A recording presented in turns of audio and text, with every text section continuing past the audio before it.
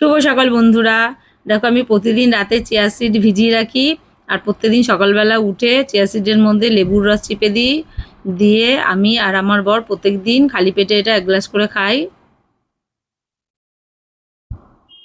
দেখো আমার চিয়া সিডটা খাওয়া হয়ে গেছে আর আমি চলে এলাম ব্রেকফাস্ট বানাতে।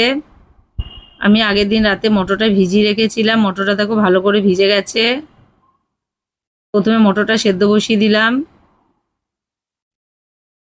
ব্রেকফাস্টটা তাড়াতাড়ি বানিয়ে নিচ্ছি, তারপর আমার অন্যান্য কাজ আছে, স্নান করব, পুজো দেব। দেখো ব্রেকফাস্টটা আমার বানানো হয়ে গেছে। আমি এই ব্রেকফাস্ট বানাতে বানাতে এক ফাঁকে আমি আর আমার বরের জন্য একটু লাল চা বানিয়ে নিয়েছিলাম। আর আমাদের জ্যামি দেখো নাকি বদমাশি করছে। আমি চা খেয়ে চলে গেলাম স্নানে, স্নান সেরে পুজো দিয়ে চলে এলাম ব্রেকফাস্টটা করতে। দেখো আমি ঘুগনি আর পাউরুটি নিয়ে নিয়েছি। আজকে দেখলাম ঘরে পাউরুটি আছে, সেই জন্য আমি আর রুটি বা লুচি কিছু বানাইনি।